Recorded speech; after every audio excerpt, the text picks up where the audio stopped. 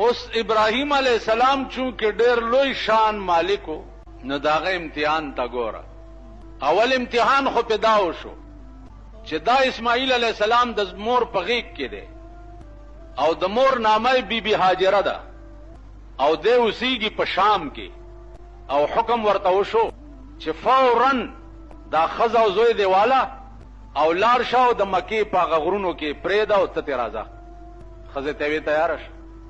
زوی غیږ کې راواغستو، ښځه او خاوند را روان شو.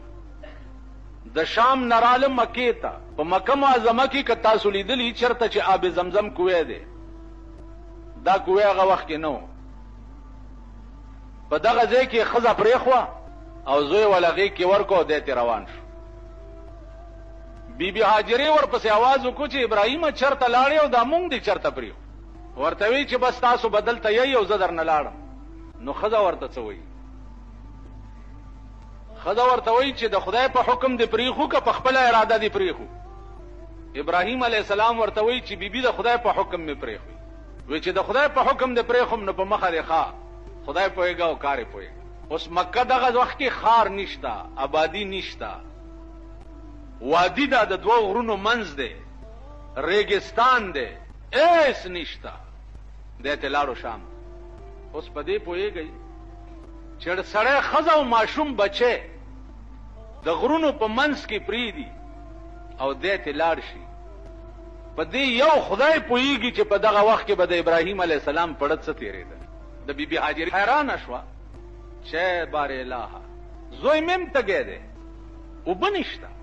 دا صفا مروه چې ده په مکه کې، د دې په دې منځ کې اوس اوترې اوترې منډې وایي.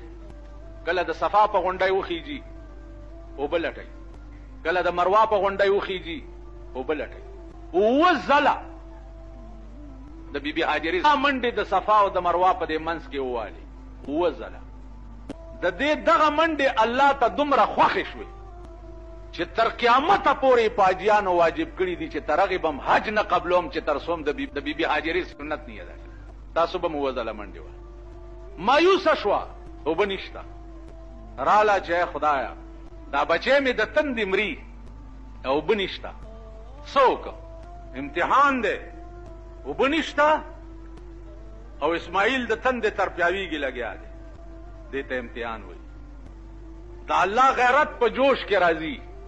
جبرائیل علیہ السلام ته حکم کیږي چې ورشه دا اسماعیل چې لتې ټکوي د تندې د لاسه د ده د خپو په دې منځ کې یو چینه راوباسه. جبریل راغی او د اسماعیل علیہ السلام د خپو په منځ کې اوبه راوخوټکولې. چې اوبه یې راوخوټکولې، بیبي هاجرې چې ولیده چې دا اوبه چېرته ونه بیږي نو هغې ورته زر زر د شګو ګیر چاپیر دیوال ته وکړو چې دا خلاصې نه شي چېرته. رسول الله صلی الله علیه وسلم به فرمایل چې الله دې په بیبي هاجرې رحم وکړي، که دا اوبو ته دیوال نه وی والی نو دا اوبه به بهدلی وی او لویه دنیا به سیراب کړی وی. خو هغې دا حرص وکړو چې دا چېرته خلاصې نه شي. دا اوبه چې بهدې نو بیبي هاجرې ورته ووایي چې زمزم زمزم دې ته وایي چې ودرېږئ ودرېږئ. نو دا د هغې په حکم باندې دا اوبه ودرېدې او ونه بهدې. نو دې ته آب زمزم ځکه وایي چې دا زمزم لفظ بیبي هاجرې ویلی و چې ودرېږئ. اوبه پیدا شوې. د ابراهیم علیه السلام بړو وشو د بیبي او د زوی ملاقات ته. علما لیکي چې دی به د شام نه څنګه راتلو د زوی او د بیبي ملاقات ته. تفسیر مظهري لیکلي دي چې د ده به ملاقات ته وشو نو ده ته به براق راوستی شو.